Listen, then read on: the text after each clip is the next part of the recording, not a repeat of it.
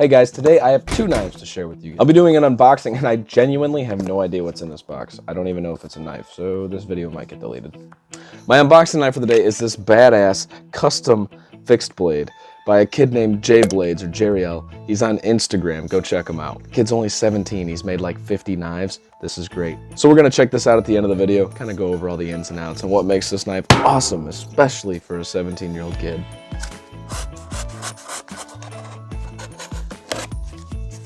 This first knife is a Civivi. This is the Civivi Synergy 3. This thing is dead center. We do have a deep carry pocket clip, and it is not ambidextrous, unfortunately, and we do have a lanyard hole right next to it. We do have that Doppler effect pattern going on right here. Screws appear to be T8 with a blacked out Civivi logo. Looks kind of sweet. The reverse side is the exact same with that Doppler effect. The back side of the scales are nicely rounded off, and in the back here, next to the pommel area, we do have a metal backspacer. I'm not sure if it is titanium or steel. It is steel. This flipper tab is extremely discreet. It's not hard to access, but you definitely have an intentional landing zone there and only there. So the flipping action is actually really flipping good. There is no back and forth. There is no up and down.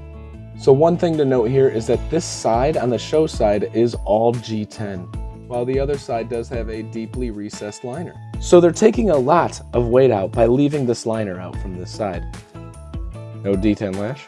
So this blade has this very sharply upswept, almost Persian style blade shape here, which is just so conducive for slicing. This thing is going to be a slicing monster. And as you can see here, this almost has that Elementum style choke up position. And yes, it is usable. It's not like a super deep finger choil, but it is definitely a usable space for your finger to go on. The spine is fully crowned. It's all rounded off, just like the original. This is an O Young design.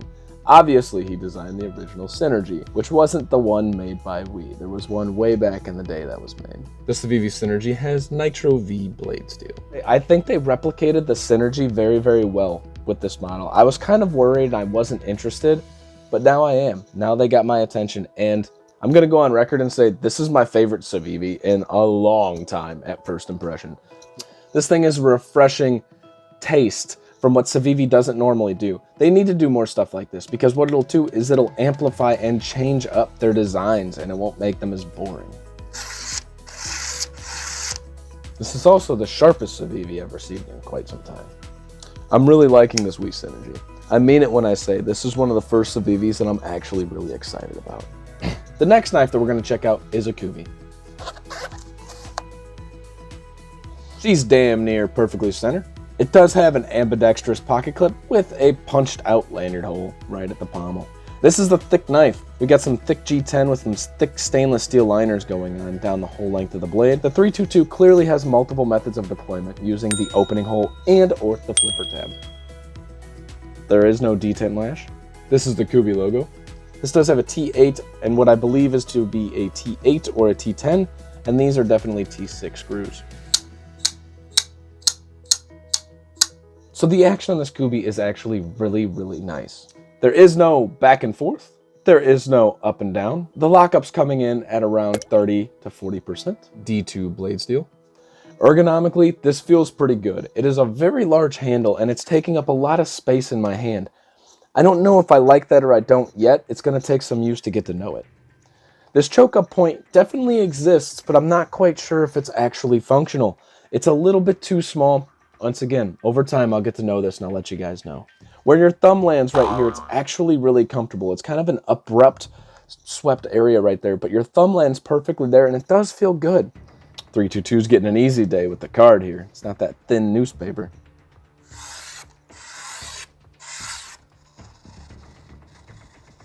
The 322 is definitely sharp enough.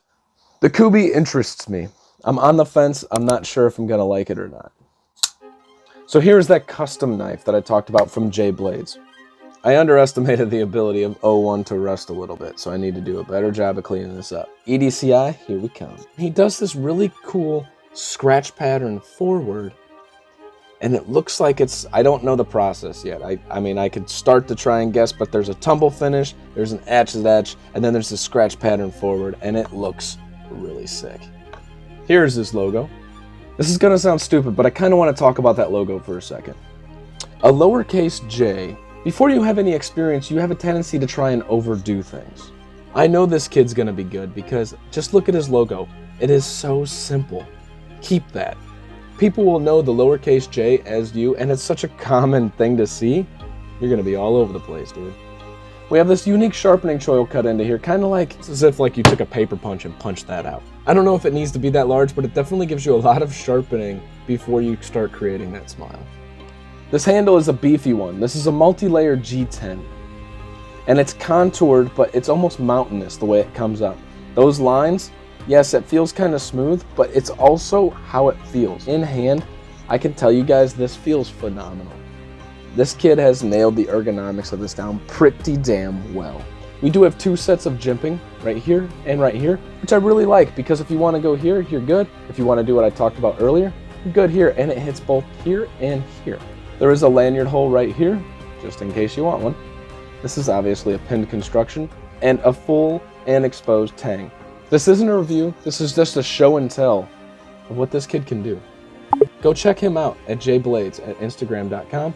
I will post it on the screen, and I will post it in the description. A link for you guys to go check him out.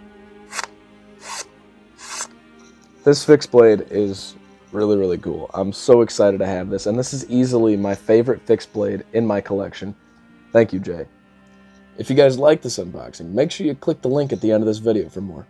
And don't forget to subscribe. You guys stay sharp, stay safe, and have a great freaking rest of your day. Thank you so much for watching. It means more than you know.